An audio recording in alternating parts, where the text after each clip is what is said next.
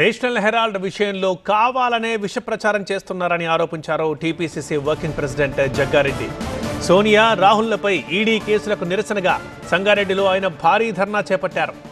మోదీ, రాహుల్లకు మధ్య చాలా వ్యత్యాసం ఉందన్నారు. ఈడీ చేసే ఆరోపణలు నెహ్రూ ఇంట్లో కిటికీల విలువ చేయవని అన్నారు జగ్గారెడ్డి.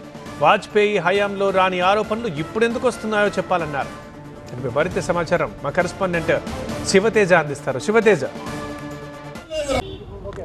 నేషనల్ హెరాల్డ్ కేసులో ఈడీ అటు సోనియా గాంధీ, రాహుల్ గాంధీ పేర్లను ఛార్జ్షీట్లో వేయడంపై ఏఐసీసీ రాష్ట్ర వ్యాప్తంగా ఈరోజు ధర్నాలు నిర్వహిస్తున్నారు. అందులో భాగంగా ఈరోజు సంగారెడ్డిలో టీపీసీసీ వర్కింగ్ ప్రెసిడెంట్ జగ్గారెడ్డి ఆధ్వర్యంలో కూడా ధర్నా కొనసాగుతుంది. ఒకసారి మాట్లాడదాం. జగ్గారెడ్డి గారు, ఏం చెప్పదలుచుకున్నారు ఈ ధర్నా ద్వారా? చాలా బాధ అనిపిస్తుంది. సోనియా గాంధీ, రాహుల్ గాంధీ గారి మీద స్థిరాస్తులలో పుట్టిన కుటుంబము, స్వాతంత్ర దేశ. ఏ రాజు, ఎవరా అమ్మాయి? ఇది మ్యారేజ్ ఇన్విటేషన్ కాదు, నేను కొత్త బిజినెస్ స్టార్ట్ చేస్తున్నాను. కానీ ఎలా?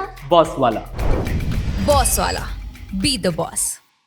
దేశ ప్రజలకు స్వాతంత్రం కోసము లక్షల కోట్ల వాళ్ళ ఆస్తులు ఆనాడు మోతీలాల్ నెహ్రూ, జవహర్లాల్ నెహ్రూ, మహాత్మా గాంధీ గారి యొక్క నాయకత్వంలో వారి ఆస్తులని దారదత్తం దేశ ప్రజలకు వదిలేసిర్రు.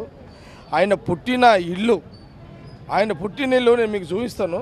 ఆయన పుట్టి పెరిగిన ఇల్లు చూడండి. ఇగో జవహర్లాల్ నెహ్రూ గారు ఈ ఇంట్లో పుట్టి పెరిగిండు ఈ ఇంట్లో. విన్నారా? ఇప్పుడు బీజేపీ మోడీ ప్రధానమంత్రి గారు, మరి అమిత్ షా గారు నేషనల్ హెరాల్డ్లో అవకతవకలు జరిగినాయని మీరు అలిగేషన్ పెట్టింది.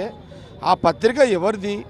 ఆ పత్రిక కాంగ్రెస్ పార్టీ స్వాతంత్రం రాకముందు పెట్టిన పత్రిక. ఎందుకు పెట్టిరు ఆ పత్రిక? దేశంలో బ్రిటిష్ వాళ్ళను తరిమి కొట్టే ప్రయత్నంలో ఉద్యమాన్ని ఏ రకంగా జరుగుతుంది ఆ యొక్క విషయాన్ని దేశ ప్రజలకు పోవడానికి నేషనల్ హెరాల్డ్ పత్రిక పెట్టిరు. ఆ రోజు అమిత్ షా కానీ మోడీ కానీ పుట్టలే. ఈ పత్రిక పెట్టినప్పుడు, నేషనల్ హెరాల్డ్ పత్రిక పెట్టినప్పుడు ఆ రోజు అమిత్ షా, మోడీ గారు పుట్టలే. నేనేమంటున్నా, మీరు పెట్టిన అలిగేషన్, సోనియా గాంధీ గారు, రాహుల్ గాంధీ గారి మీద మీరు పెట్టిన అలిగేషన్, కోట్ల రూపాయలు మీరు అవకతవకలు జరిగిన పత్రికలను పెట్టిన అలిగేషను ఈడీ ద్వారా మీరు కేసు పెట్టిరే. ఇంట్లో నెహ్రూ గారు, ఇందిరాగాంధీ గారు, వాళ్ళ కుటుంబం నివసించిన ఈ ఇంట్లో స్తంభాలు, దర్వాజలకు ఉన్న విలువ కాదు. ఇలా నెహ్రూ, ఇందిరాగాంధీ గారు వాళ్ళు పుట్టిన ఇల్లు, ఇలాంటి ఇండ్లు ఎన్నో ఉన్నాయి. ఇటువంటి ఈ దర్వాజాలు, ఇంట్లో స్తంభాల విలువ కాదు.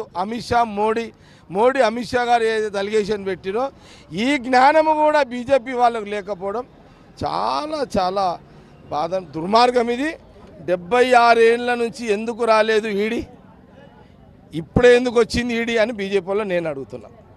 76 ఏళ్ళల్లో వాజ్పేయి గారు కూడా ఉండే కదా, అటల్ బిహారీ గారు, వాజ్పేయి గారు ప్రధానమంత్రిగా 4 సంవత్సరాలు ఉండే.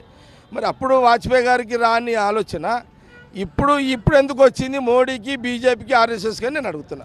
దీనికి జవాబు చెప్పండి, మళ్ళీ మాట్లాడతాం. సో మొత్తంగా ఇది కాంగ్రెస్ పార్టీని వెన్నుపోటు పొడిచే ప్రయత్నంలో భాగంగానే ఈ విధంగా బీజేపీ చేస్తుంది. దానికి అనుగుణంగా ఈడీని అడ్డుపెట్టుకుని ఇదంతా కూడా చేస్తుందంటూ కూడా జగ్గారెడ్డి ఆరోపిస్తున్నారు. ఖచ్చితంగా కాంగ్రెస్ పార్టీని కాపాడుకుంటాం, ఆ కుటుంబానికి అండగా ఉంటామంటూ కూడా జగ్గారెడ్డి స్పష్టం చేస్తున్న పరిస్థితి. కెమెరా పర్సన్ మురారితో శివతేజ, TV9 సంగారెడ్డి నుండి.